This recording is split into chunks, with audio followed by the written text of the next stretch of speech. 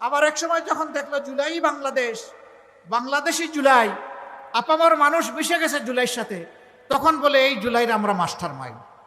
How surprise! তারা একবার মানে না, আর একবার মাস্টার মাইন্ড হয়ে যায়। আচ্ছা ভালো, 18 কোটি মানুষকে তোমরা আন্ডারমাইন্ড করলা, মাস্টার মাইন্ড হো, তাইলে জুলাইকে তো তোমরা সম্মান করবা। জুলাইকে সম্মান করার মানে চাঁদাবাজি হতে পারে না। জুলাইকে সম্মান করার মাঝে দুর্নীতি হতে পারে না। নিরীহ মানুষের জমি দখল হতে পারে না। মামলা বাণিজ্য হতে পারে না। আমার মায়ের গায়ে হাত তুলতে পারে না। এটা জুলাই চেতনার সাথে যায় না।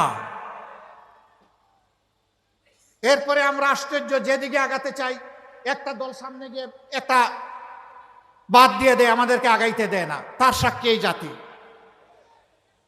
জুলাই সংস্কার প্রস্তাবগুলো যাবে, গণভোট হবে, বলে যে গণভোট আবার কিসের? এরপরে ঠেলা খাইয়া যখন মানলো, তখন বলে যে না, গণভোট আলাদা হতে পারবে না, একই দিনে হতে হবে। আমাদের দাবি ছিল গণভোটটা আগে হোক, তাহলে গণভোটও সুন্দর হবে, জাতীয় সংসদ নির্বাচনটাও সুন্দর হবে। তাদের দাবির প্রকৃতি করা হলো।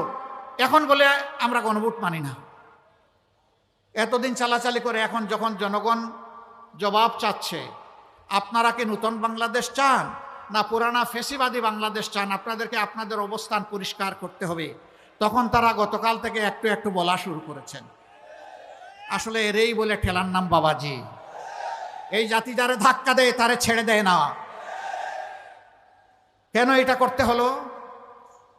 কেন শুকরিয়া আদায় করলেন না?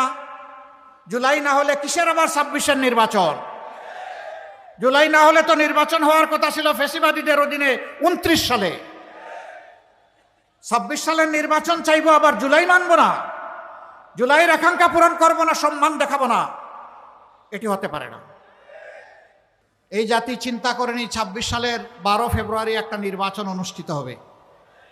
এই জাতি চিন্তা করেনি ফ্যাসিস্টরা এইভাবে অপদস্থ হয়ে বাংলাদেশ থেকে পালাতে বাধ্য হবে। এই জাতি চিন্তা করেনি সারা বাংলাদেশ ছোপ ছোপ রক্ত আর খাড়ি খাড়ি লাশ থেকে রেহাই পাবে।